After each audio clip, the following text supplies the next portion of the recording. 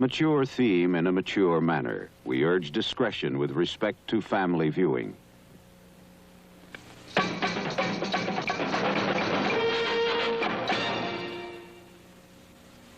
Tonight, CBS is proud to present The 10th Level. Next switch, please. Next switch, please. Yeah, this is incredible. Yes.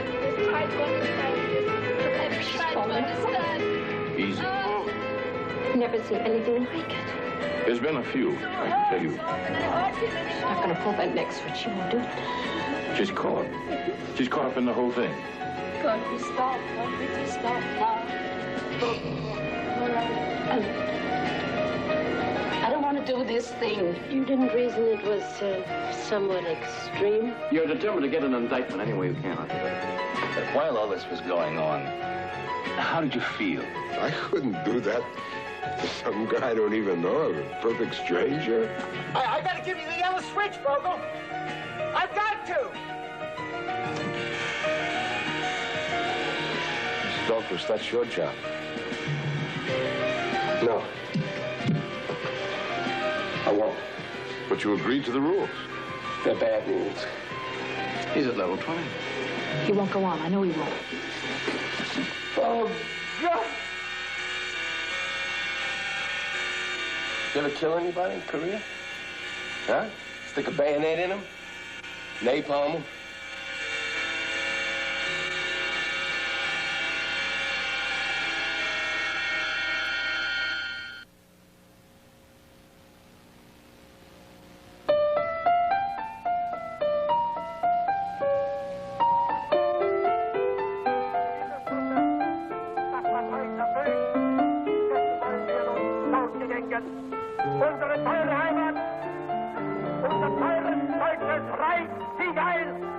For many years, I've been interested in the question of obedience to orders.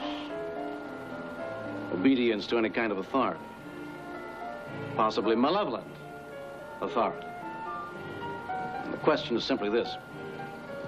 What makes otherwise ordinary men and women obey orders which instruct them to harm, maim, kill other innocent human beings? What is the psychological mechanism of this obedience? Why do they do these things to others? How could we test this? That'll be all for today, people.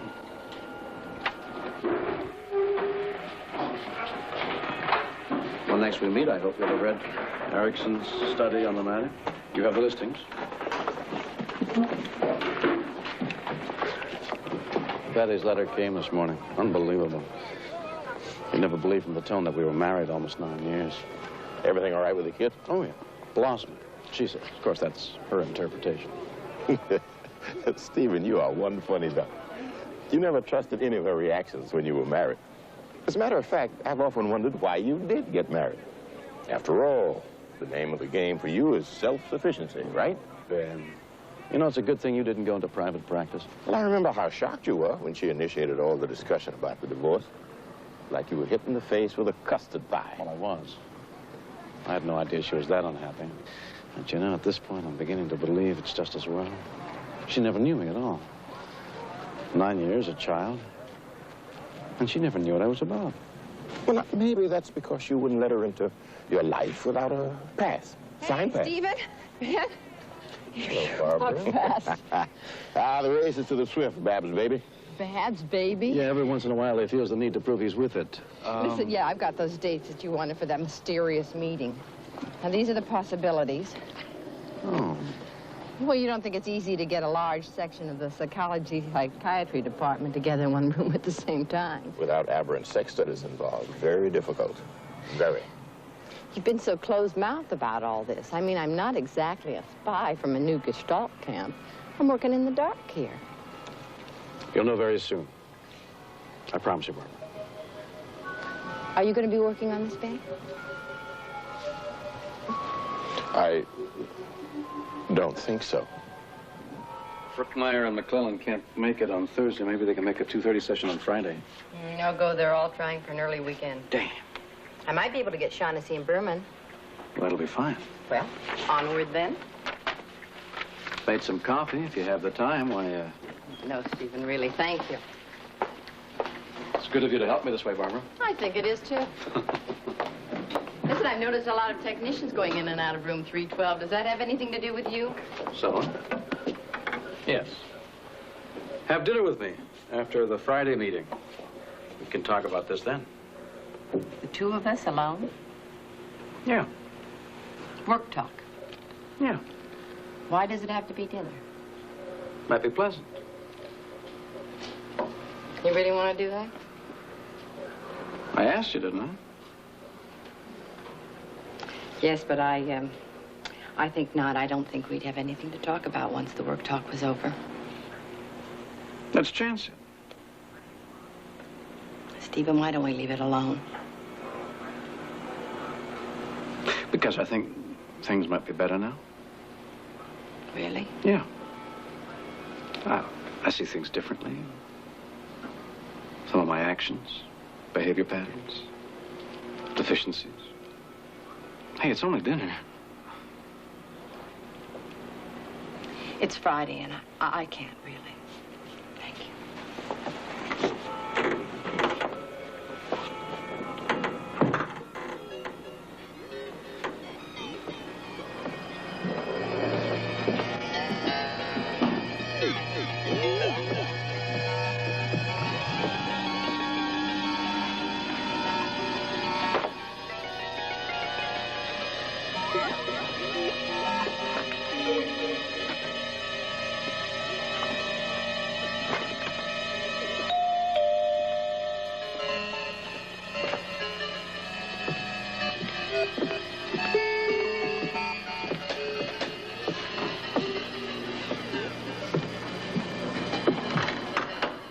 Professor Turner? Yeah. I'm a friend of Karen. Karen Firestone? Karen, yes? My name's Barry Dahlquist. Karen told me that you were looking for somebody to do some carpentry work. How do you know Karen? Are you a student here? English department. But I've done some building, so I thought I'd come by and see if you had anybody yet. No, I haven't. It's really very simple work. Just building some shelves for tape and film in the basement. Well, I'd appreciate a crack at it. Come on in and take a look. Tell me what you think it might cost. Oh, I'm going to grab whatever you might offer, which indicates the state of my bank account. This way here. Nice house. Yeah, I'm fond of it. How long have you known Karen? We live in the same building. She dances on my head, you might say. She keeps telling me how terrific you are and how you're into some really great stuff. Does she?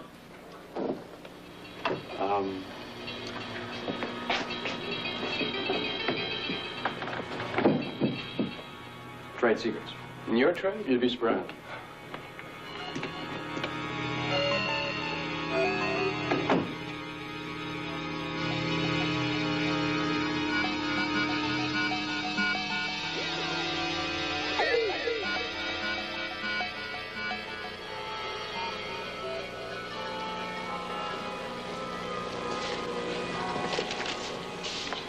Who's first? Mr. Michael Mancuso, white male, 43, married, 2 children. He's a civil service worker. Testing. 1, 2, 1, 2. Karen, put that light on that card, will you? I want to make sure every detail's clearly seen. Ready to go here, Professor. Aha. Well, send in Mr. Mancuso. Send in Mr. Mancuso, please. You know, I've got butterflies, sort of. Isn't that silly? Possessed by science, how nice. Excuse me, Professor. Mr. Mancuso, Professor Turner. Pleased to make your acquaintance, Professor. Pleasure, man. Please sit down. I want to thank you very much for volunteering to help us this way. Well, I saw the letter at the bulletin board in my office. I figured it might be interesting. I try to keep myself interested in things. My wife and I come to see plays at the university here. Good. You signed our little form pledging to keep this proceedings confidential. Oh, yeah? Well, what we're going to do here today is really quite simple, Mr. Mancuso. I'm going to explain something to you, and then I'm going to ask you a series of questions about it. Shoot. What I'm going to describe for you is a hypothetical situation. Right. This hypothetical experiment concerns itself with learning. That is, we're going to ask the question, can you make someone learn something by punishing them? When I was a kid, if I didn't do something right, my father would take his belt off, you know? Well, yes. He probably gave you a few licks for your own good. Well, after a while, he just had to undo the buckle. I ran in and did my homework. Well, then you know what we're trying to do, though. Oh, yeah. Let's say two people volunteer for this experiment. You and Mr. X. And you become what we'll call the teacher. Mr. X becomes what we'll call the learner. What happens next is this. Mr. X is taken into this little room here and seated in this little chair here. What are those wires? I'll get to that in a moment. Mr. X has a microphone in front of him for emergency communication and a buzzer, which he presses, that sends back certain signals back here to you in the control room, where you are as the teacher. Got that so far? Yeah, he's in there, in the chair with the buzzer, and I'm in here. What's the machine? In a moment. What happens next in our imaginary setup is this. You're given a list of words to read to Mr. X in his little room over the microphone. An adjective and a noun. Let's say big car, for example. Pretty shoes. Pairs. Pairs. You read him 4 pairs of words, one after the other. Then you go back and you read him an adjective. And he's supposed to remember what noun that's paired with and signal you with the buzzer. Got it. Ah. You want to know about that machine? This is a drawing of an electric shock generator. It makes electric shocks. And as you can see, it has 25 switches here. And each switch applies a little more voltage. That is a stronger and stronger shock. And it applies these shocks in increments from the first switch to the last, this yellow one here. That says extremely high voltage, danger. I don't get it. Well, the shock generator is connected up with the chair with the learner in it. And you're at the controls of the generator. Huh? It's quite simple. If the learner buzzes back the incorrect choice, you press switch number 1. I give him an electric shock. Yeah, it's true.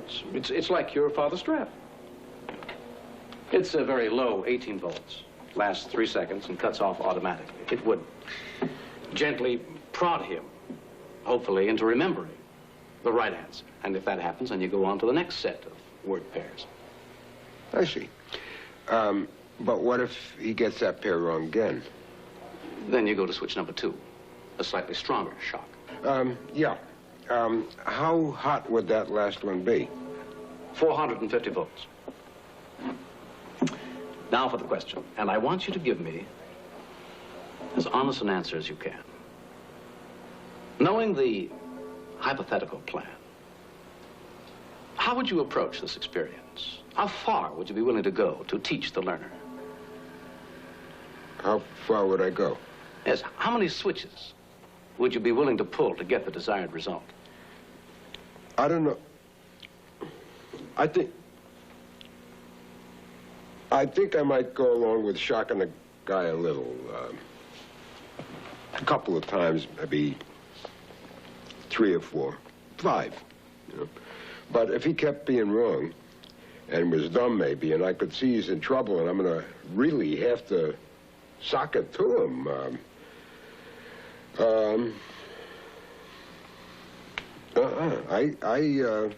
I couldn't do that to some guy I don't even know, a perfect stranger. You're absolutely sure? Yeah, I'm sure. Top switch 6, 7. 7, but any more? You're saying that you would disobey the experiment controller at some point. You'd just disobey him well before the last switch. Is that what you're saying? Absolutely. Well, keep this in mind. You both volunteered for this experiment. He knew that there was a certain degree of punishment involved. If you quit before the end, you'd be sabotaging the work. You'd have committed to your job, and you'd be letting us down. Well, I'm not usually that way. I finish what I start, generally, you know what I mean? I don't like people who quit in the middle, and I'd be sorry to do that, but the way you've got this set up, I mean, hurting the man that much and all, I just can't see it. I wouldn't go for it all the way, and I'd be sorry, too, but I, just like you say, disobey.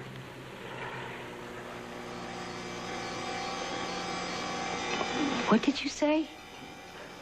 The learner in that room might actually complain to me? Well, if we follow the logic through, Mrs. Carroll, and the learner does have means of communication possible to him, he might at some point feed back a complaint about pain or discomfort, some such thing. Professor or no professor, let me tell you this. I hear that person saying that I'm hurting him in any way, and I'm through. You expected the pain, remember? Never. I can't stand to hurt. Even a fly.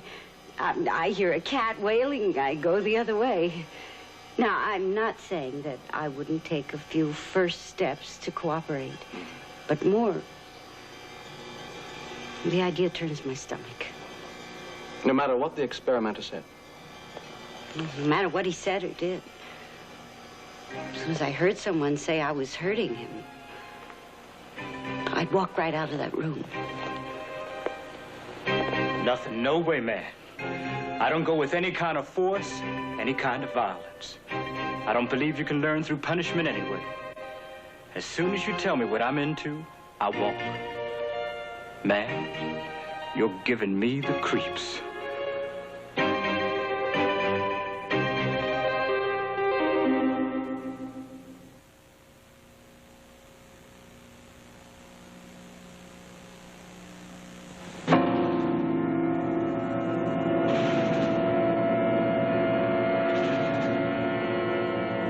We've got 186 samples, working class, middle class students, pretty good cross-section. We logged responses, got predictions as to how each member of the sample would behave in the hypothetical configuration, and what I'm asking from this group is a prediction of the overall results. Given the same exact hypothesis? Yes, in all groups, what percentage do you think would obey the authority and pull that final switch? A small percentage. Tiny. How about a factor in that tiny percentage of yours for race? Whites pulling switches on blacks, or the other way around. Or a dedicated political terrorist organization, like the PLO. A factor. Granted, Reed. But a small one. A very small one. Now, all I'm asking is a solicitation of your professional opinion. Cards will be passed out among you. Please predict the group behavior on them. Turn them in at your leisure, of course. And what is Stephen trying to do? Well, you saw the demonstration. It's just as he said. What do you think of the design? Well, it's an interesting exercise. Testing, testing. 1, 2, 3, 4. Oh, wow. It's fantastic. I'll make the record shot. The control desk. Bring it over here. Put it over here. I think it should be over here. It's more visible. Reminder of authority. Okay. Hookup test out okay? I'll shoot some of the learner's room. Show me.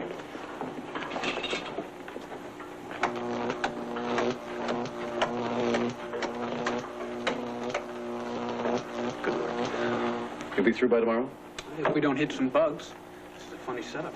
Well, it has to be ready for tomorrow. You start working here at 2 o'clock. You've handled all the other matters? Yeah. Sure. Of course I'm sure. Steve, this is all I've been doing. My classes have all gone to hell. I'll be sure to spell your name right. In the footnotes. I have a list of correlated statistics I'd like you to work. Can I base it on the model you gave me for the cat's obedience studies? Sure.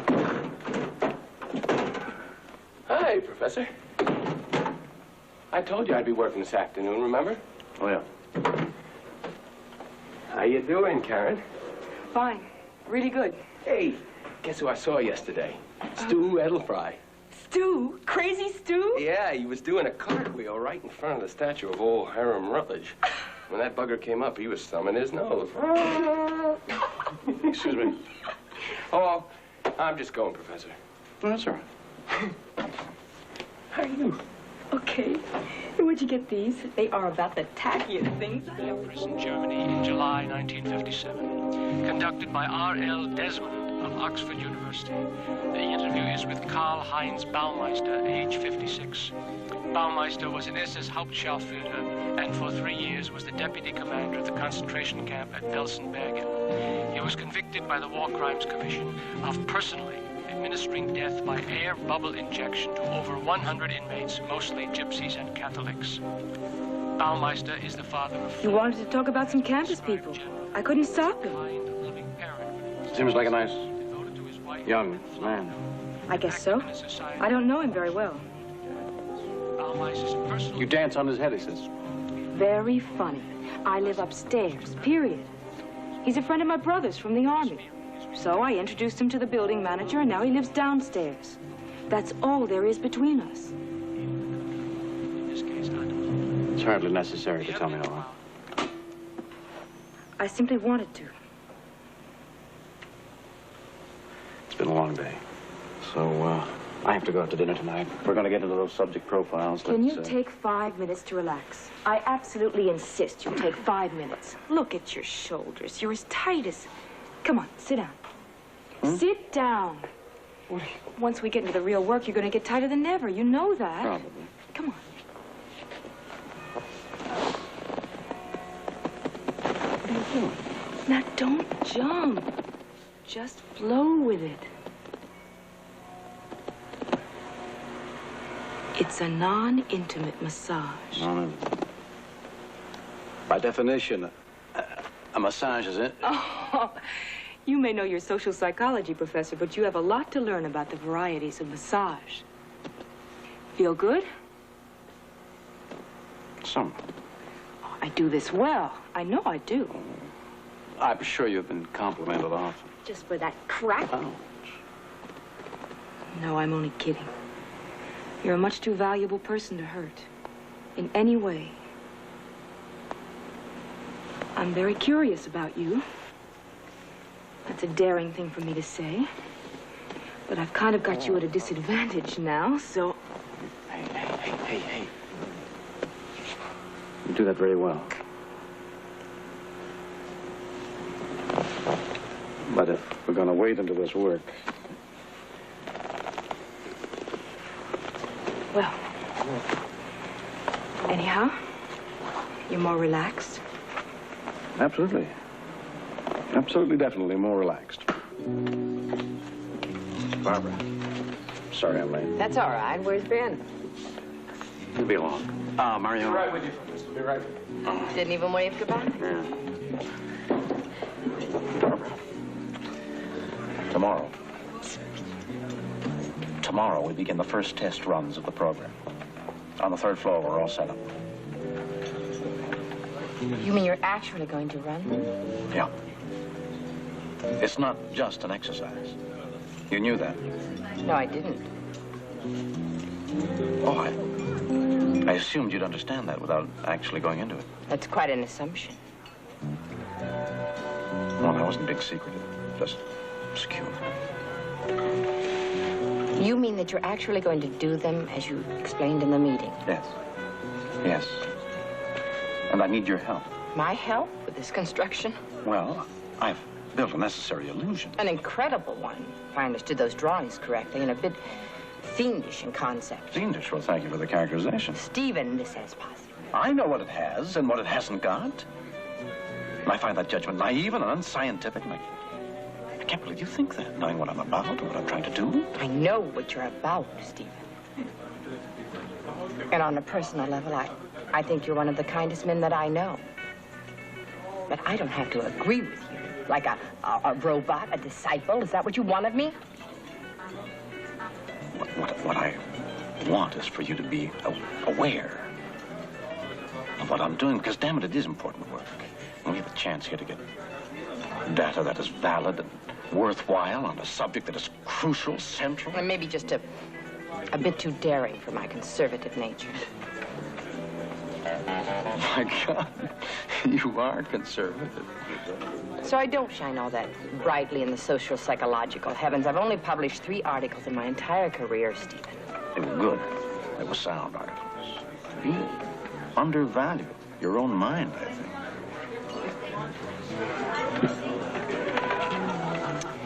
You really know how to get to me, don't you? A recent discovery. Why the effort? That's what I'd like to understand. Because I keep remembering that you're one of the few people who appreciate the value of shared silence. Too much of which can be nothingness. Together, alone. I didn't want that. If that's what happened. It happened. Much. It's impossible. You feel this way now, I know, but... I mean, you reach out suddenly, warmly, and then you pull back, and I can't touch you. I'm like anybody else. It wouldn't be that way again. Stephen, let's not do this anymore. It's too destructive. I'm sorry. I'm truly sorry. But I still in your statistical brains. I'm in trouble there. If you could come in part-time and help. If I can arrange some time, I will come in and help you with statistics. We'll see. We'll just wait and see, okay?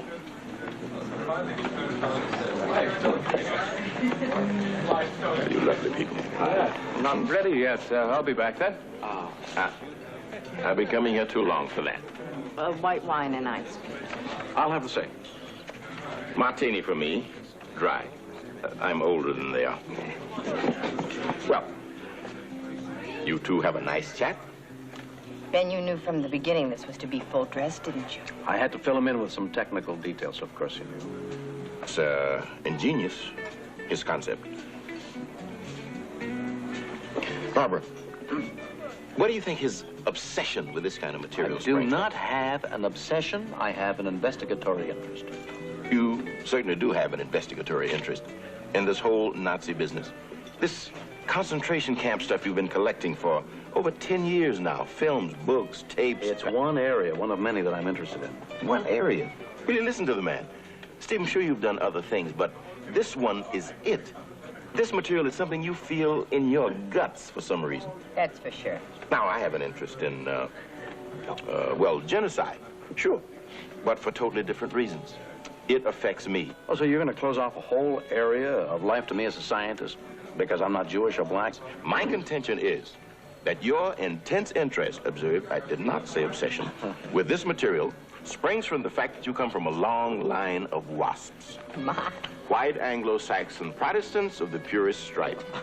And since you as a group never suffered anything in the way of pogroms, lynchings, and such other delights, whenever the victims of organized brutality, you've developed a kind of guilt in reverse, being deprived of martyrdom. That's the wellspring of your behavior, and I drink to that. We want to see how much the learner can absorb under these conditions.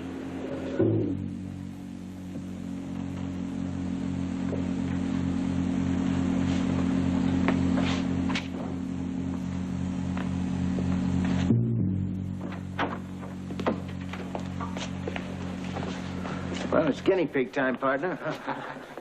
I'm Professor Turner. I'm very pleased you're here today to work with us. Mr. Dennison, Mr. Vogel. Mr. Dennison? Harry Vogel. How are you?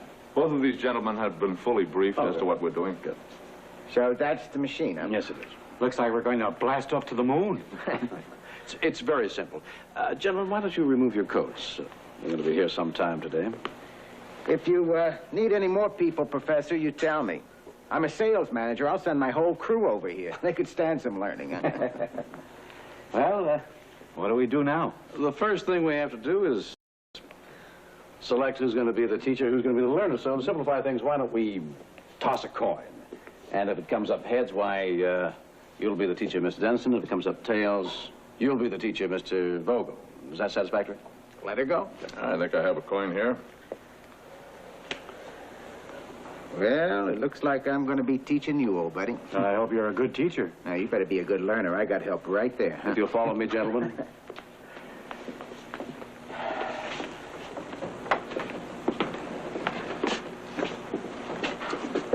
Well, it's like he said. It's just a chair that's been wired. Here are the buzzer controls for your answers, Mr. Vogel. Yes, I see. Looks a little weird. No offense. I'm sure it's a very important experiment. And I know that Rutledge only goes in for top research. We talked about that, my wife and I, when we saw that ad, but still, how hard is that going to be if I have to hit a switch? It really can't be very much, can it? Well, I'll show you here. Put that electrode in that hand and hold this one with the other. And I'll show you the first level. Dr. McBride, will you test the first level, please? That's it. That's the first switch, yes. Nothing to it. Oh. No, that's just a little tickle, that's all. I'll take your word for it. Mr. Vogel, you can help us out by sitting yourself down, if you will. Yes. Believe me, I'm going to learn good and easy. Sure. Your arms on the chair arms, please. Mm-hmm. That's it. Mr. Dennison, if you'll strap down Mr. Vogel's other arm. Okay. That's to prevent any excess involuntary movement. Professor, I don't want to be a sissy or something, but could I get hurt in this thing? I don't mean the shot for the moment, but later on? Oh, no, not at all. Well, to be quite frank with you, it could be momentarily quite uncomfortable in the higher ranges, but no lasting effect at all. Gentlemen, either one of you, if you have any doubts about what's going on with this experiment, please say so now. Yes, No. I'll give it a try. The old college spirit, you know, Professor. Buddy, this team's going to go through this like a hog through grease, huh? Miss Dennison, if you'll get that electrode paste there and apply it to Mr. Vogel's arm. What's that for? That's to ensure a good connection and to prevent the possibility of any burn. You have that, Mr. Dennison? Oh, yeah. Strap it down in this manner here. You okay, Mr. Vogel? Oh, yes, sure. There you go. Okay. All right. Let's start, shall we? Mr. Dennison?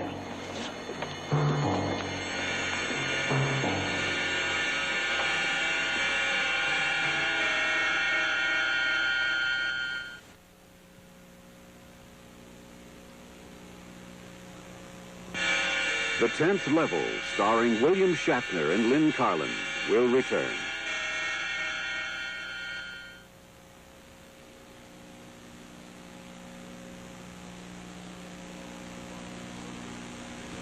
The following program deals with a mature theme in a mature manner. We urge discretion with respect to family viewing.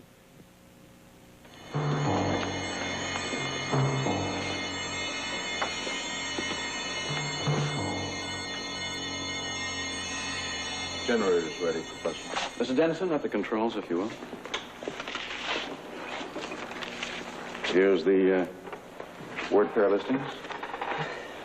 Mr. Vogel, we're ready to begin. No need to respond. Look them over.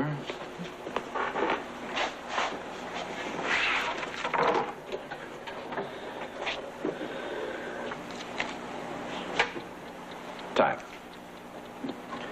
First word pairs, please. Okay, here we go. First pairs are 1, black night. 2, big shoe. 3, fine wire. 4, high building. Go on. Testing now, Vogel. What word goes with big? I say big. You got it? Okay. Okay, reading again, old buddy. 1, green eyes. 2, small nose. 3, full pail. And 4, heavy load. Got that? Okay, testing now. What goes with green? Green. Hey, that's not right. No, it isn't. First switch, please.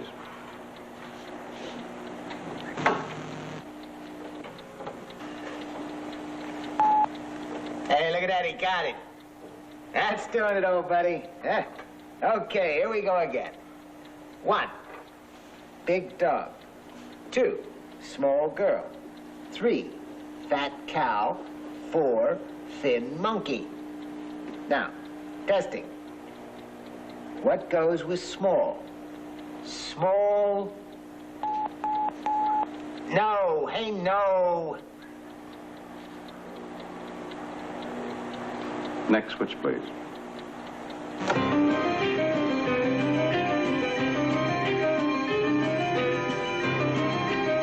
Next switch, please.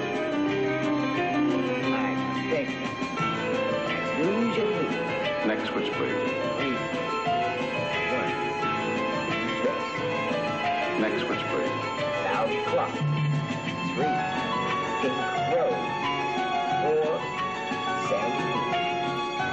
Now what goes with loud?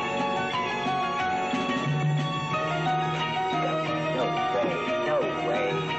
Next switch, please. All right, reading. 1, white face. 2, black rock. 3, red heart. 4, evil eye. Now, Next switch, please. red. Red. And I'm going to read again now. 1, tall pole. 2, white sheet. Okay? Come on, you were doing so good at the beginning. Next switch, please. Hey, we're up to number 10 already. Yes, we are. Hey, get with it, Vogel. Come on, get with it. What's that? Let's continue, please. Wait a minute, did you hear him? He's probably tense. Let's go on, please. More? You still have a page and a half left to go. But he's groaning. He's probably tense. Let's continue, please.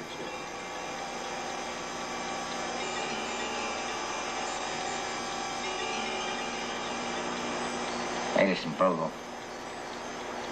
Hey, take it easy now, huh? Come on, just take it easy. Everything will be okay. Next word pairs. 1, yellow flowers. 2, flat stone. 3, evil man. 4, shiny nails. All right, testing. Testing now. What goes with shiny? Shiny, Vogel. Shiny. Damn it, you're wrong again. You're all wrong. No, it's not 3. Come on, can't you remember anything?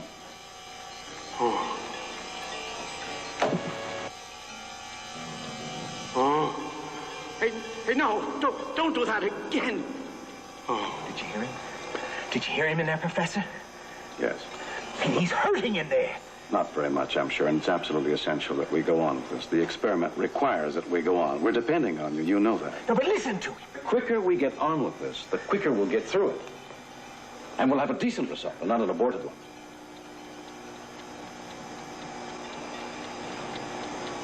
Oh, no. Open window. Open, that's number 1. And 2, it's going to be hard ball. 3, Stop it! long drink. No more! Stop it! 4, that's going to be sweet cookie. It's cookie. Dennison, that hurts me! Right?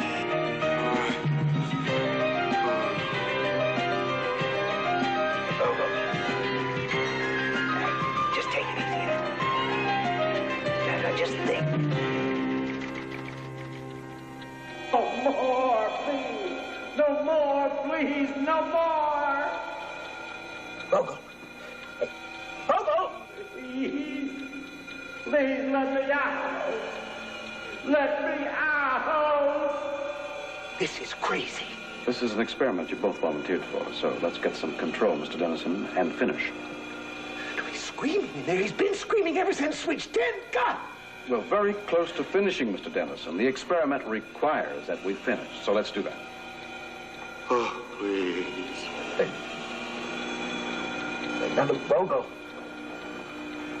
Now, listen to me, bud. Now just listen to me. Look, I'm not doing this on my own, see? You understand that? Now, look, just get the next one right. Huh? Just use your head and get it right. Oh, no. 1, I'm reading, and we're very near the finish line. 1 is rich dowager. 2 is poor sport. 3, orange sun. 4, long finger. Oh. What am I doing? What am I doing? Damn you, Vogel, you better get this one right. You dumps. Now, what goes with orange? That's orange, Vogel. I just read it to you. You can remember that, can't you? Can't you? No, you stupid, you dumb bunny. It's sun. Orange sun. Orange sun. Mr. Dennison. Oh. That's it. That's the last one. Mr. Dennison. No. Oh, no. I gotta give you the yellow switch, Vogel. No more, Dennison. I've got to. No more. Please. He went to the end. The very first subject went to the final switch, never disobeying. We were all very surprised. This was an average, decent man. He protested, he suffered, but in the final analysis, he did not disobey his instructions. He pulled the final switch on the learner. And that is how the experiment started.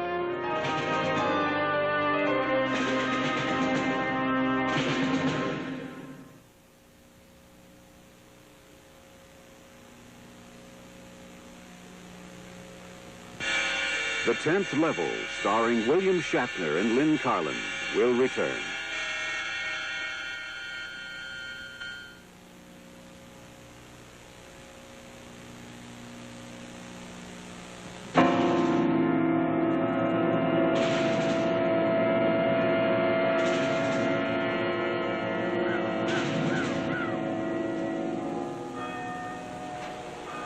I'm asking you because you'd be extremely valuable, that's why.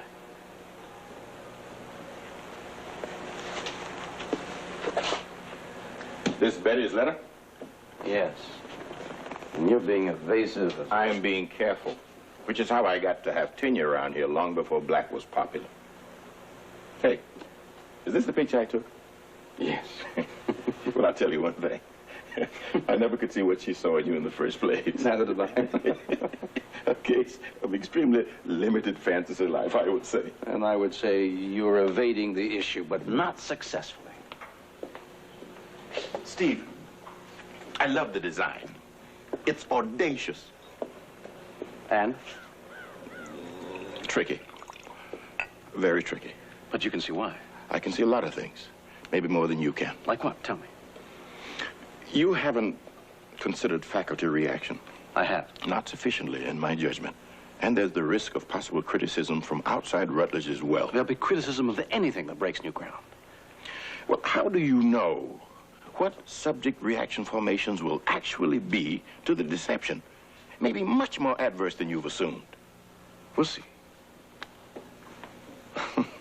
Stephen, now you know as well as I do that the Federation is hardly going to approve of a work that involves lying to the subjects to the degree called for in your construction. The Federation. Well, don't be cavalier. Now, they're powerful, and they're very sensitive to press. You give them cause, they could come down on you with both feet. And without decent credentials, you could wind up teaching in Siberia. Would that suit your purpose? I don't speak Russian.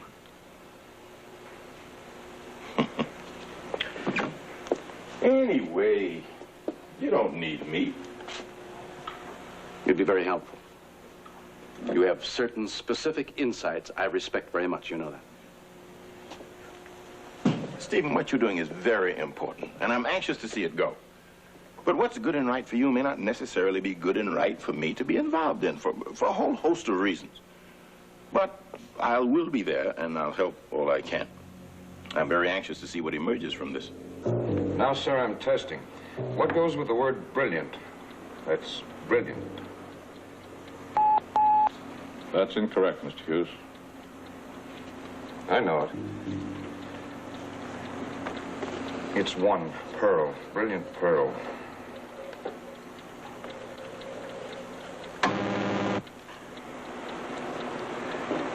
I'm going to do the next pairs now. If he gets another one wrong, I'm supposed to go to switch 4? That's correct. I got quite a list to get through here. Yes. I could have to go all the way up to here. Let's continue, please. I'm sorry, I can't. I won't. The experiment requires that you do continue. I don't give a damn what the experiment requires. When I answered that ad, I never dreamed I'd be asked to give anybody jolts of electricity for no matter what the cause. We explained the procedure to you in great detail before you took this on. You agreed to cooperate. I didn't realize it'd be like this. Like I've already given that poor guy in there 54 volts. That's it, I'm finished. But you both volunteered. You could be the learner, he could be the teacher. It's just a matter of chance. Toss him a coin. Suppose that man in there can't learn. What am I supposed to do? Kill him for it? Not for Rutledge University, not for anybody. No one has the right to do this to another human being.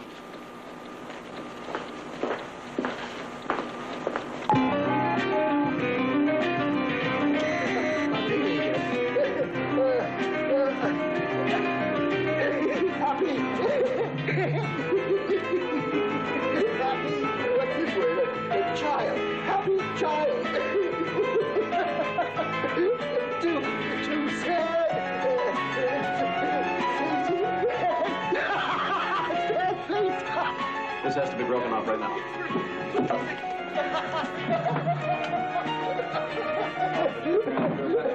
In the next weeks, we've tested as many as 10 subjects a day. We discovered his manifestation, laughter, was not an uncommon defense against tension. We had many varieties of response, some very surprising.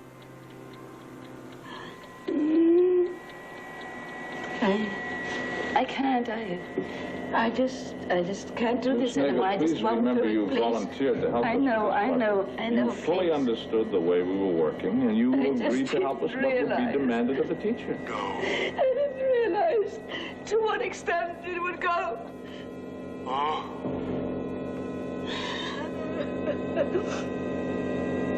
Can't we stop? Can't we just stop now? We've started. Please. We have to go ahead and do our job, Mrs. Smith. All right. I don't want to do this thing. But it's a job. The professor says so. It's a job. Ben, this is incredible. You have to do it. Yes. You have to just try to understand. You just Look at have her. to She's try to falling apart. understand. Easy. I've never seen anything like it. There's been a few, I can tell you. So how can I hurt him anymore? She's not going to pull that next switch. She won't do it. She's caught. She's caught up in the whole thing. Can't we stop? Can't we just stop now? So who's going to be responsible for him if something happens to him? I will. You're just doing what you came here to do. That's all you have to think about. All right. Please. See, You have to try to understand. You just have to try to understand.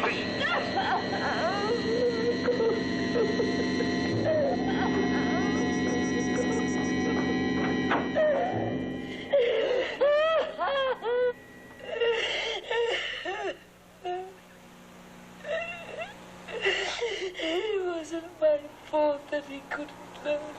I did everything. Far out. What we're seeing in these people, the resistance to going to the end of the line, may be the most significant reaction. They just don't come in and sadistically pull those switches, bang, bang. They have an inner struggle not to obey. Their own pain is evidence of that. Listen to this. Just listen to this and relate it to the reactions we're getting. Here. One thing stressed over and over again by Himmler in his speeches to the SS men destined to become concentration camp officers was how they must get over their weaknesses, that what they would be asked to do would give them pain, even though it was obviously the right and important thing to do. They must train themselves to resist that pain. The parallel is hardly direct, but damn it, there's something there. Heinrich Himmler instinctively knew what he must do to turn those men into sanctioned killers. Listen to this. It's an interview in English that just came out from a Frenchman who was a paratrooper in Algeria who handled some of the torture inflicted on the Algerians. He said, I never felt I was doing those things on my own, you understand? I was just a machine working for the army, and I did what I had to do because they asked me to, told me to. It was the army who has the responsibility, not me. And anyway, these Arabs brought it on themselves. All they had to do was talk, and they would have been given chocolate and croissants. If you're telling me that Mrs. Schnagel and the French paratrooper are the same person. No, I'm telling you that they both had to have the feeling that they didn't have the responsibility. It was an authority. I get your message, Stephen. It's your medium. I saw that woman in great pain. And that's worth thinking about twice. Barbara, do you have any idea how many of these subjects are going all the way and pulling the final switch? Because in the final analysis, some man in a lab coat tells them to. That's what it comes down to. Some man in a lab coat. And they're exactly the same kind of people who, in predictions, said they wouldn't dream of hurting another human being. No matter what the conditions. That discovery is worth thinking twice about, too. Oh, you really do need 100% approval, don't you? 101. Well, the only place you're going to get that kind of idealization is from certain selected post-grad students. It's a little unfair, isn't it? Is it? I have a class. Barbara.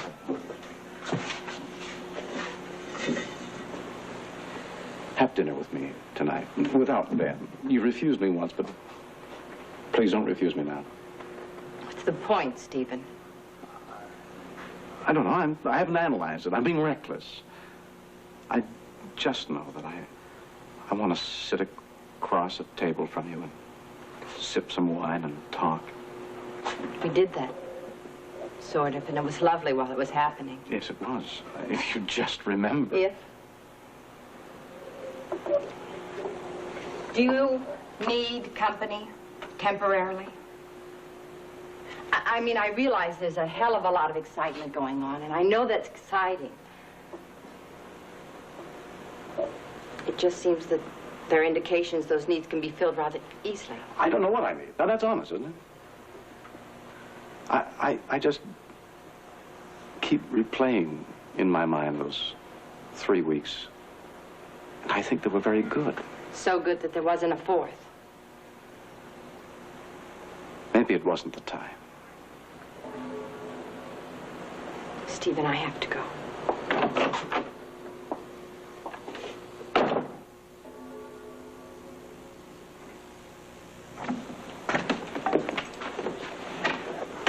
Where's Dr. McBride? We're running a little ladies inside with one of the subjects. Thank you. Good afternoon. Hi. Afternoon, Professor. Professor, the companion volunteer schedule for this hour is a little late. What are you doing here, Dalquist? I volunteered for your experiment. You know Professor Turner? I wasn't aware of that. We know each other slightly, yeah. Oh, that's about it, slightly. What do you know about what we're doing here, Dalquist? Well, nothing much, except that it has something to do with learning experiences.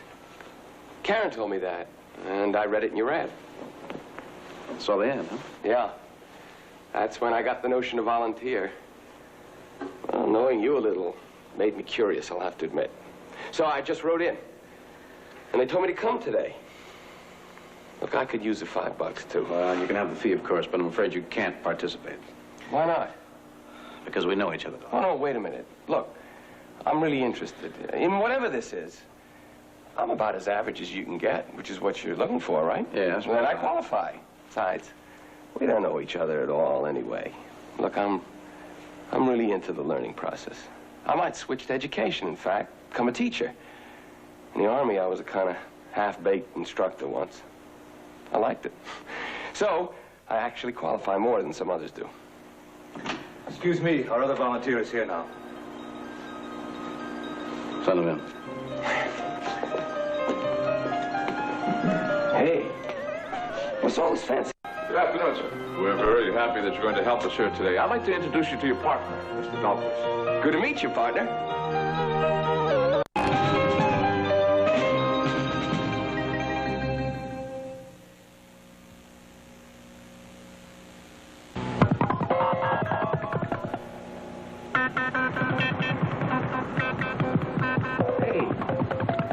We were doing so good, partner. What happened? 2 doesn't quite make it. You got it, baby. You got it. I'm sorry, that counts as a wrong answer. But he got it.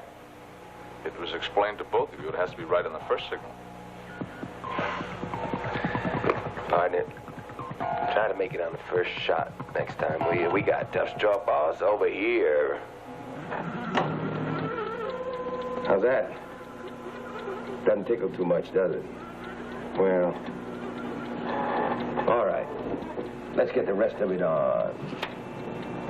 Now, I'd like you to make it this time. 1, blind man. 2, small ring.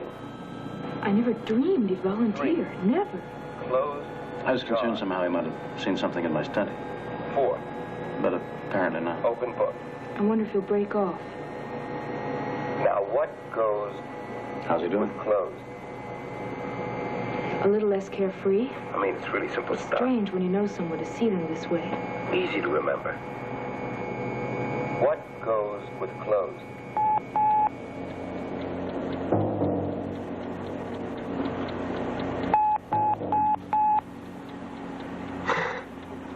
Oh, man.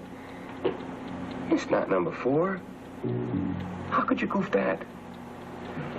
I mean, it's really simple stuff. Easy to remember.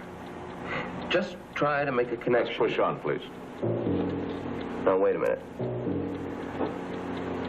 Look, I'm trying to help the guy out. It's a learning process, right? I already gave him 9 hits. Let's just try to get him over this one. We have to go on to the next switch, Mr. Douglas. That's the plan. I know. Yeah, I know.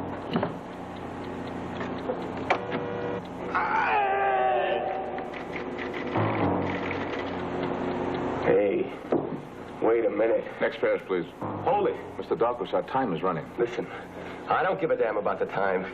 I heard that guy. I heard him. He's not a young man. Don't worry about it. He'll be perfectly all right. Let's go on, please.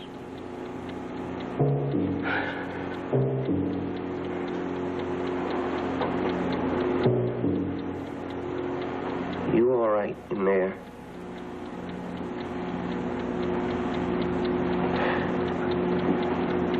One.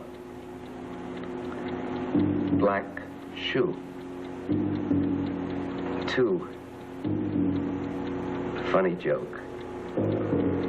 3. Funny joke. That should be easy.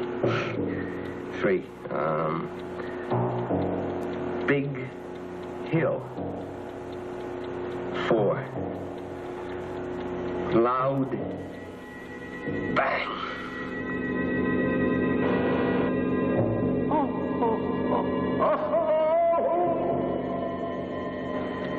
Get it!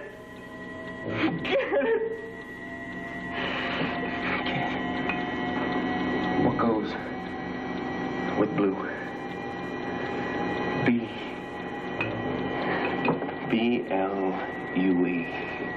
goes with blue?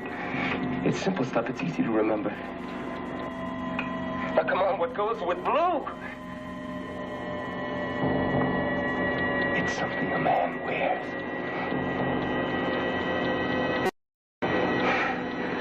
Count that as wrong. Come on, press the light. Ain't I? Just press the light. Press it. No response counts as wrong. You pull the switch then, damn it. Come on, you pull it. Miss Dahlquist, that's your job. No. I won't. But you agreed to the rules. They're bad rules. Nobody can learn anything like this. We'll find out whether or not they can.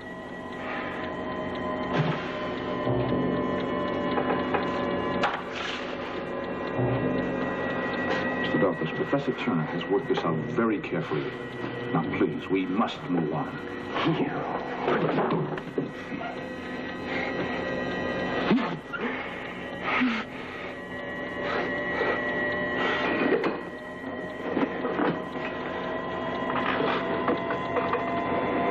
He's at level 20. He won't go on. I know he won't.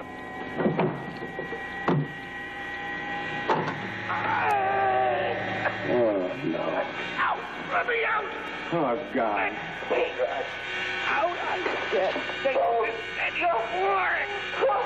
Please! No, Mr. Dahlquist. No, wait, just shut up! Just a minute, I have the strength to hide. You... No, shut your up! hands up! No, Mr. Dahlquist, please. Oh, the son of a bitch!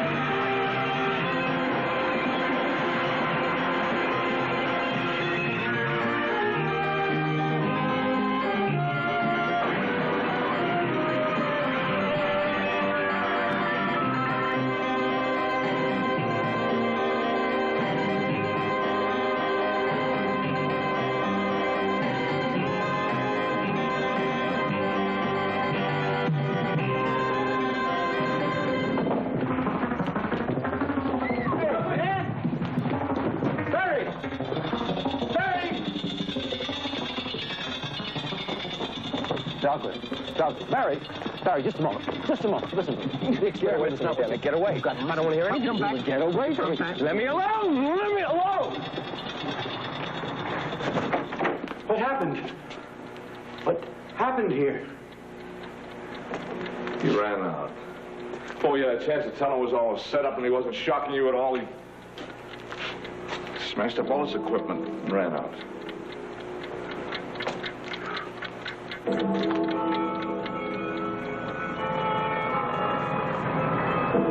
Professor Turner, I feel bound to tell you that the entire Ethics Committee of the National Federation feels this is a most important inquiry.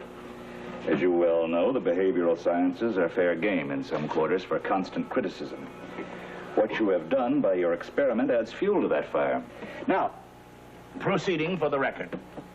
You have been charged with violating the canons of behavior of the Federation in that you callously and deliberately disregarded the rights of human subjects in your experiments and have possibly caused them lasting and severe emotional or physical damage. I reject the charges categorically. Yes, we understand that. And expected no less.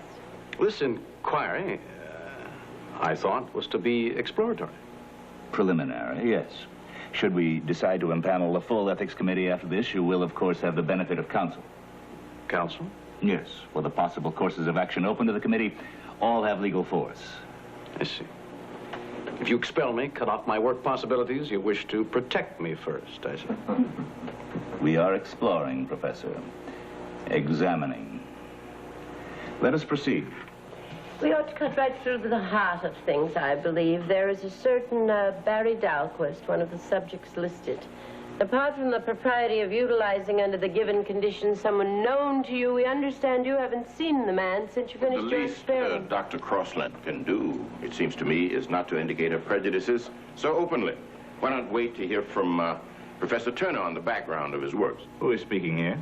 I'm Professor Benjamin Franklin Reed, Psychology Department at this university.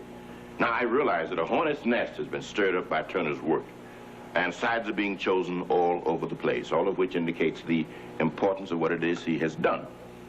Now, if the committee chooses to censure him, or worse, the indication, willy-nilly, is a rejection of his findings, which you say you're not here to judge. Professor Reed, we must have procedure here and not polemic, so this inquiry will cease and resume in the Federation offices under more private conditions. Dr. Turner, you have some background material to discuss, yes? I was there for the university, see. I thought I was part of an important experiment. While I certainly didn't feel good about hurting someone with electric shocks, I thought it was necessary.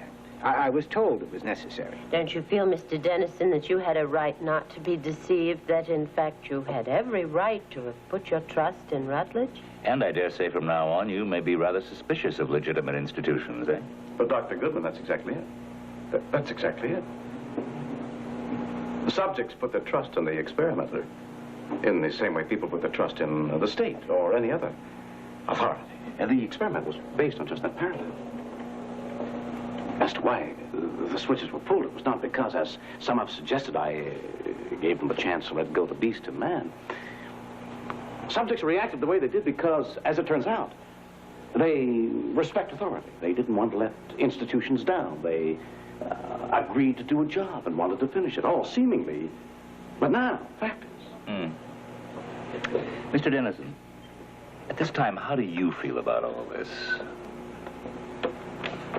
They were all, every single one of them, with the exception of Dahlquist, made aware of the facts and debriefed after they completed the run. Come on, shake hands. Shake. What, you all right? Sure is. Sure. It's a put-up job, an act, see? I make believe I'm hurt. I yell and jump around, but I don't feel a machine at all.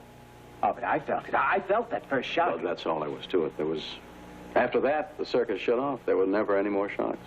Oh, I thought I was killing him. Oh, I really thought I was killing you in there. I'm sure you can appreciate the fact that in order to get any significant reactions from you, we had to create a total illusion, invent a complicated scenario. Yeah, I can see that, sure. Nothing.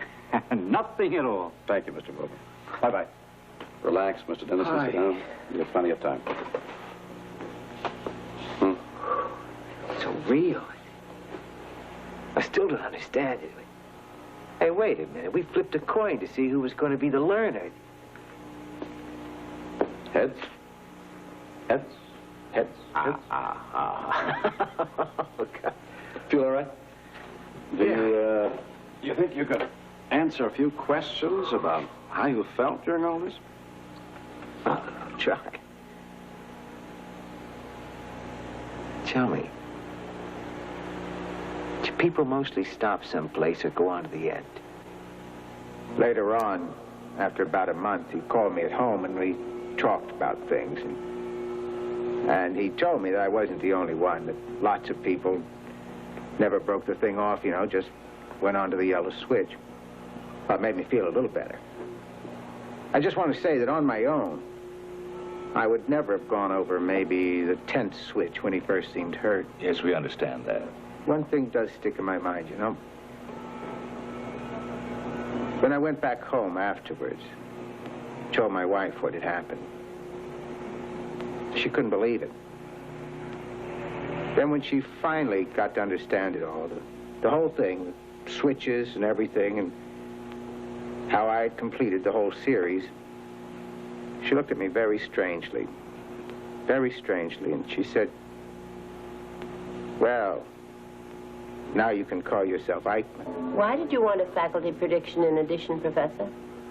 Because I was genuinely interested in what we as professionals think about these mechanisms. I suggest there was another reason. There was no other reason. To set yourself up as the voice of truth against everyone else's fallacy? Never. I happen to respect this faculty greatly. Yet, sir, you never indicated to them your further true intentions, which were to construct a reality of the projected situation. Determined to construct it, no matter what the cost might be to anyone. Cost, as you put it, is relative. What is any knowledge worth? What risks do you take for it? That, of course, is the entire question, Doctor. That's your question, sir. I took great precautions against any undue risks. My question was, why Andersonville? Why Auschwitz? Why My Lai? Why? How? When again? Just try to relax, Mrs. Schnagel. Yes, we don't wish you to distress yourself, Mrs. Schnagel, but it would help us to know what you were feeling when you were involved as a subject. Well, I came here to help. You see, that is why I came in the first place. Of course. And then when Professor Turner told me what I was supposed to do, Did you believe him? Absolutely. I had no reason not to, did I? You didn't reason it was somewhat extreme? Extreme?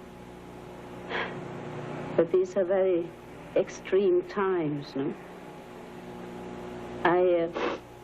New ideas, I wanted to help with those new ideas. But while all this was going on, how did you feel? But while it was going on, it was horrible. Horrible. It was so real, you see, so terribly real. I never for a moment believed that it wasn't.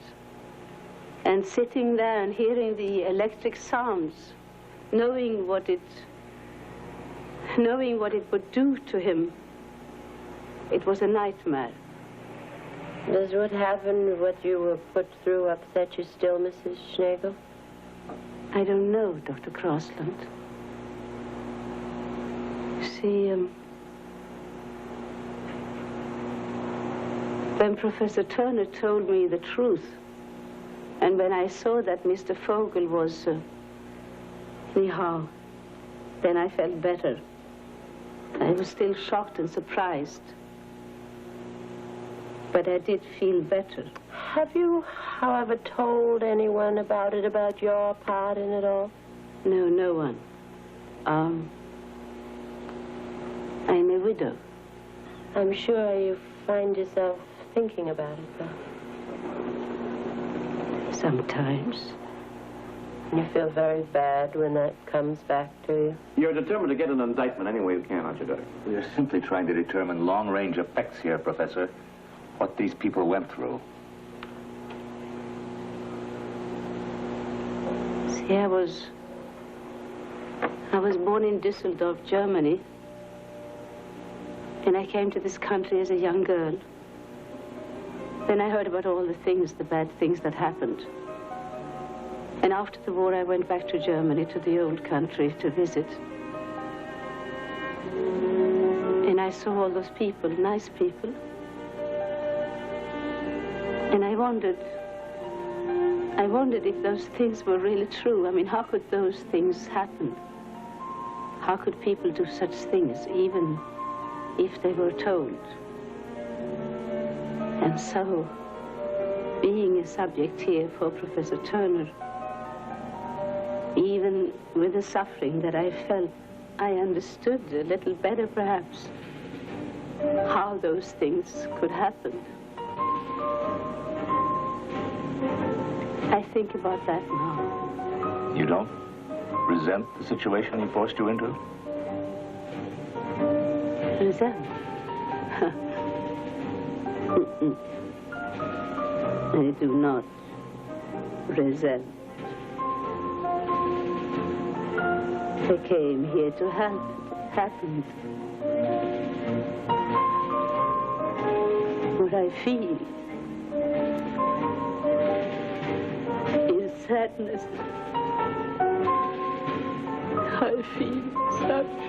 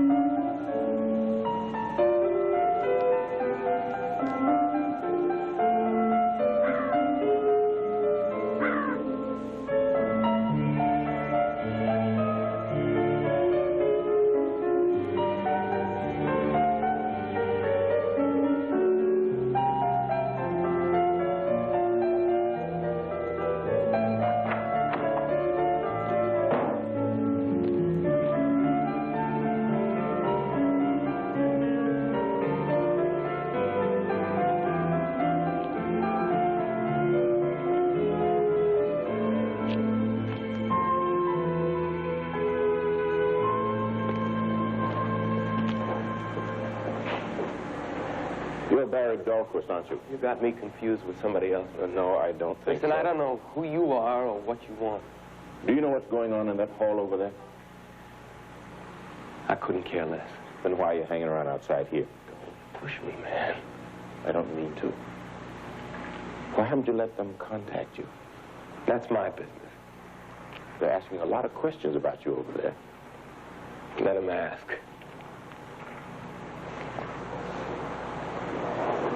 Why don't you just go inside and talk to them? Why are you so interested?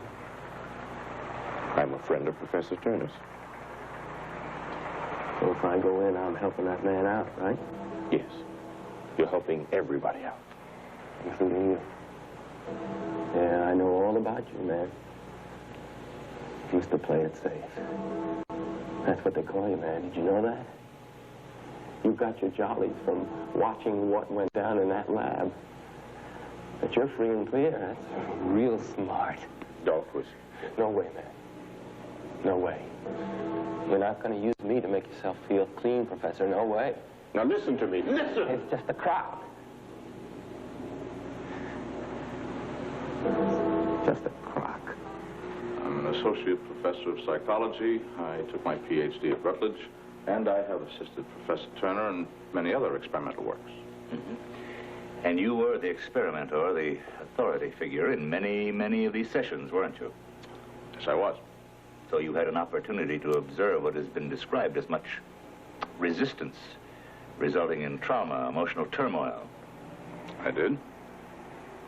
How did you feel when you saw all that happening? Well, Professor, we both know that a certain amount of scientific objectivity is necessary in many experimental works. Correct. And to a degree, so with this one. Are you saying that the trauma you saw being inflicted upon people before your eyes was nothing to you? I didn't say that. I said that a certain amount of scientific objectivity, detachment, if you will, is necessary. That's all I said. Yes, but did you worry about what you saw happening, the long-term effects and so on? I thought about it, yes. Did you mention it to Professor Turner?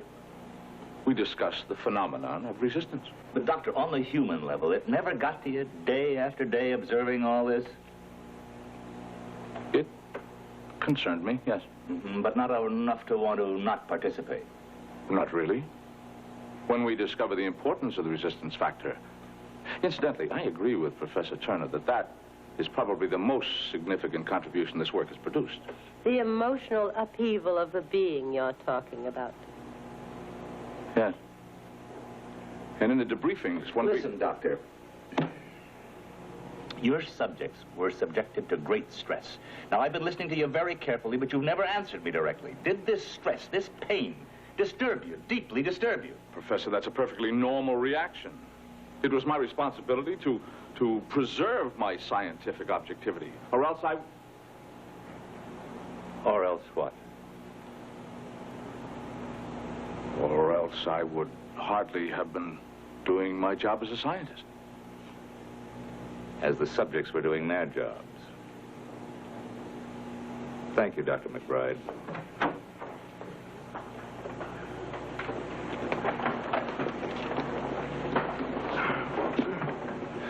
This is Mr. Barry Dahlquist. You're Dahlquist? That's right. Would you take this chair, please?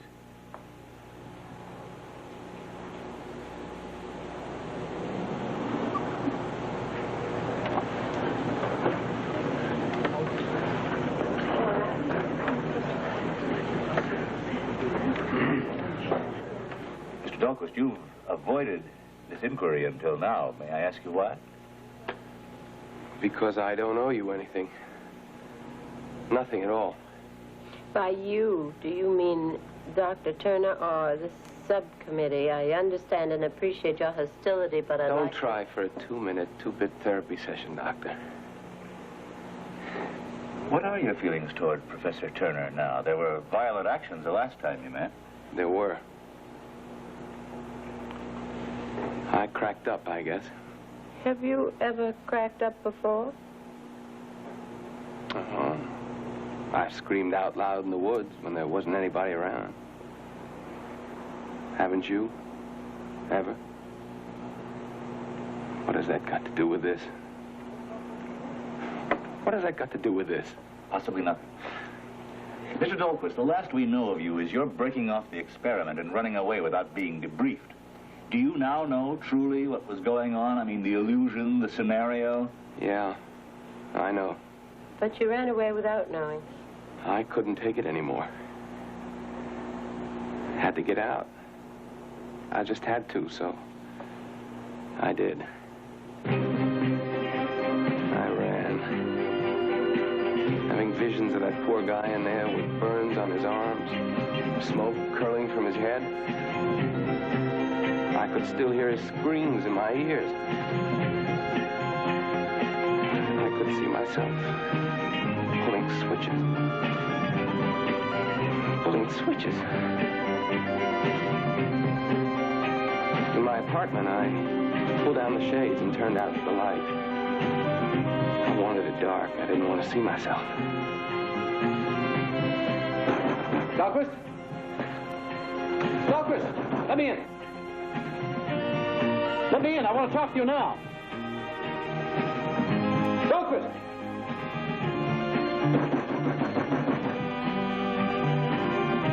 The days after that, I stayed by myself. I avoided people. I didn't want to see anybody or have anybody see me. Why? Because somehow they'd know what I did. And I got this terrible feeling that I might have killed that man. I mean, really killed him. I looked in the paper for a story about it. I went over the paper again and again, looking. Barry, it's Carol. Barry, let me in. Let me in, Barry. You're making a mistake about the experiment. No one got hurt. You have to understand the whole story. It's complicated. You're in there. I know you are. Barry, believe me, I'm not just saying it. You didn't hurt anyone. Barry! I stopped going to classes. Just used to sit in this crummy little bar where nobody knew me. Most of the day just drinking beer.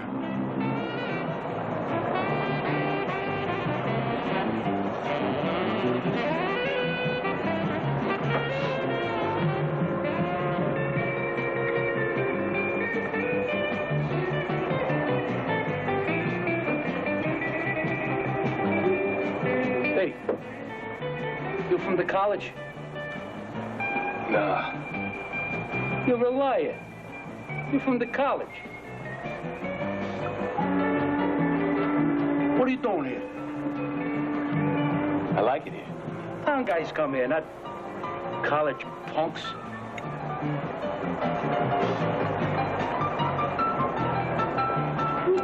You ever kill anybody? What? Korea, maybe? Yeah. You look old enough for that.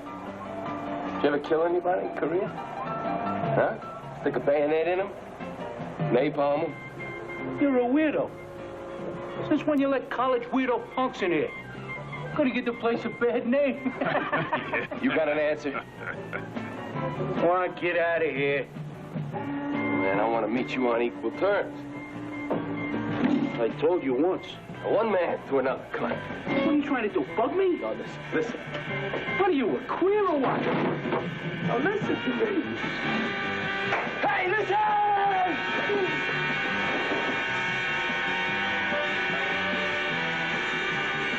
When he beat me, I felt good. I felt clean, as though I were taking a bath, and I wanted to stay in that tub forever.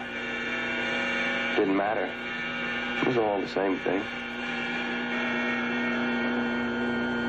Because I had pulled those switches. You see, staged or not, I had done that believing it was real, and so it was all the same thing, maybe worse. Well, Mr. Dahlquist, the effects of this experiment upon you have been profound indeed. Now, I don't know if we're talking about the same thing. Listen, I thought about this. The effect that that experiment had on me was that it scared me half to death. Scared you? In what way? You see, I was in the Army in Vietnam. I mean, during Vietnam. I never went overseas. But I almost got shipped over twice. And I agonized about what I'd do if those orders came through. See, I was big with the peace and the love beads and all of that. Well, I never had to face that. But I could have been there easily enough, and no matter what I talked with my mouth, what that experiment showed me was what I might have done. How I might have behaved when the chips were down. But that's pure speculation. Not for me. Not anymore. Because I did it, don't you see? You haven't done it, so you don't know what it's like. But I did it. I heard that man screaming for me to stop. Begging for me to stop, and I went on. Well, there's a direct result for you. You've instilled such overriding guilt in this man, such a complex of fears that... No, you gotta stop the jargon now. Just stop the jargon and listen to me. See, there we were behind this machine, and who was standing behind us with a gun saying, pull that switch? There was coercion, urging, pressure. But no gun, Professor. No gun. Nobody forced me to do it. Except the situation and myself. That's the whole scary point. What makes you think it would have been any different over there in Nam? But you've no right to conclude that. You just don't want to believe what's staring you in the face, man. No matter what I thought of myself before. What I know now is, had I been over there in My Lai, I would have shot dogs, cats, women, children, old men, babies. I would have wasted them all. Just like everybody else.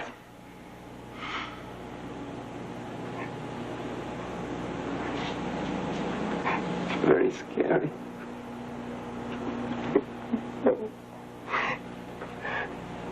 It's very scary to me, don't you? Can you see? Mr. Dahlquist, I appreciate your feelings.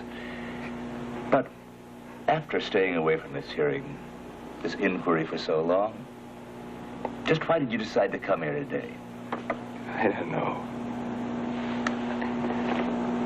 Talk about it, maybe, huh? I don't know. Exactly. I never told anybody about it. Just built up.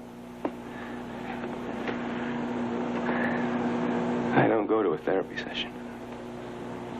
Tell me what thought might be valuable in this instance. Maybe.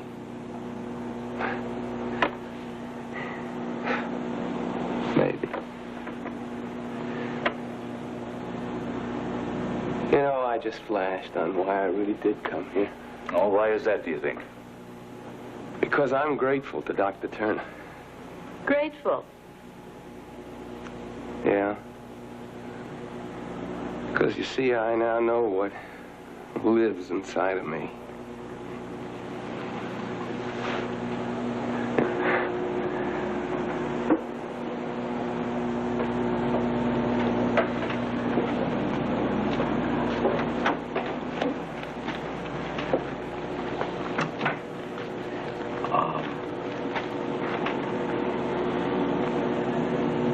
What lives inside Barry Dahlquist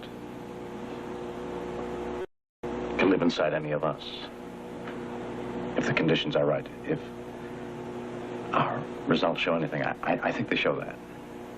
We can still debate your results, Professor. Yes, I'm sure you will. Perhaps because the results are so unexpected.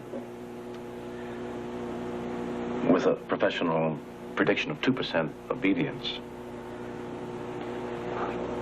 it is now apparent that no matter what we wish to be the facts about the way people behave, over 90% of the subjects went beyond the 10th level where learner objections began. And the facts are that over 60% of the subjects obeyed, did not break off, went to that final switch, which clearly implied danger, and pulled it. Your experiment was an isolated one as to subjects, geographic region. No, your information is not up to date. I have, a few days ago, received from a respected university in France a report of a replication of this exact same experiment. Indications are they are getting 61% obedience, almost our figure. Can I see that, please? Yes, of course. 1 week ago, I received this already complete report from a university in Germany, where this experiment was precisely duplicated. The figures they're giving are higher than ours. 80% obedience. Well, we'll go through these. Frankly, there have been some surprises here which might possibly make the charges less clear-cut. But we'll make our report to the full committee by the end of the month. This inquiry is now adjourned.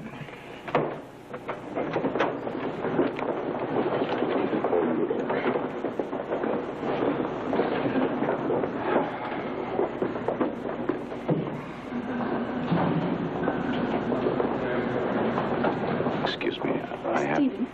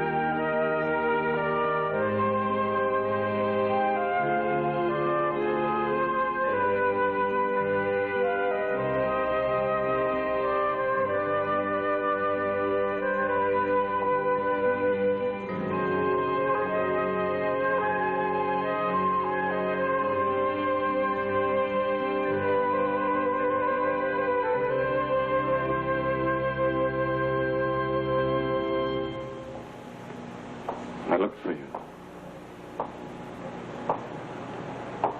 Did anything I say get through to them, Barb?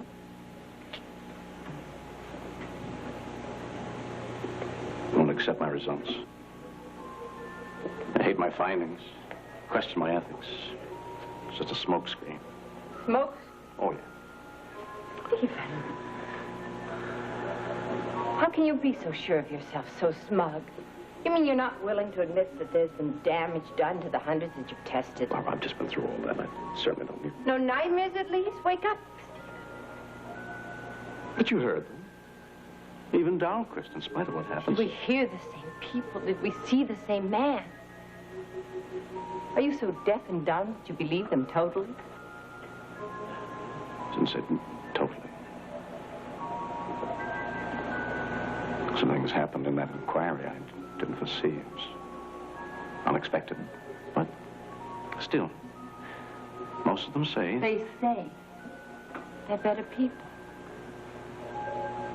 But when Dahlquist is scared half to death and a man's wife calls him Ike, do you think these things can be wiped from their psyche? 1, 2, 3?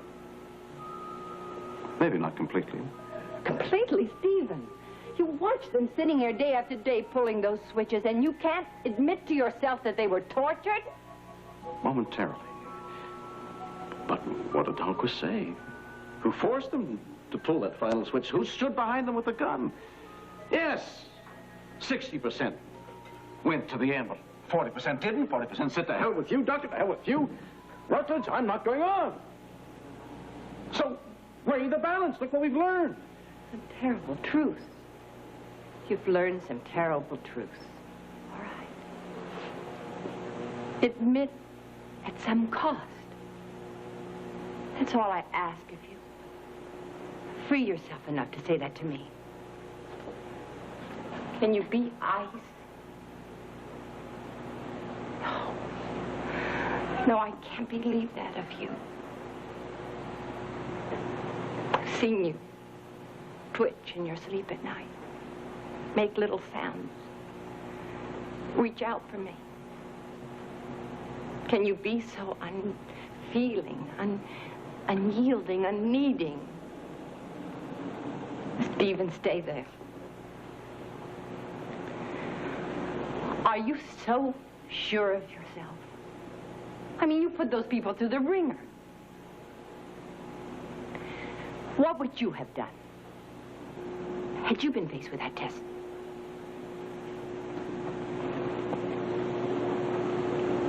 I hope I would have disobeyed. So they all said. That's what they all said when they were not tested, just asked. No, not me, never me. But you've been tested, Stephen. You see, from the first moment that you saw that subject flail about in agony, you had a choice. You could have stopped then, right then, certain of giving nobody else any pain at all. Or you could have chosen to go on, and you chose to go on. Do you know why? Yes, for your own ends. My ends? No. What did I have to gain by witnessing your pain? Ends, which were knowledge. For that, you knowingly inflicted pain. I don't deny the pain they felt. Deny it? You measured it. But you have to understand, I felt... It doesn't matter what you felt. You went on and you failed.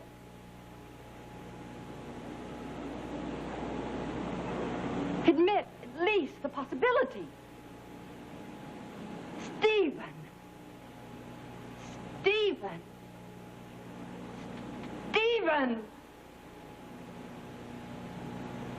Yes.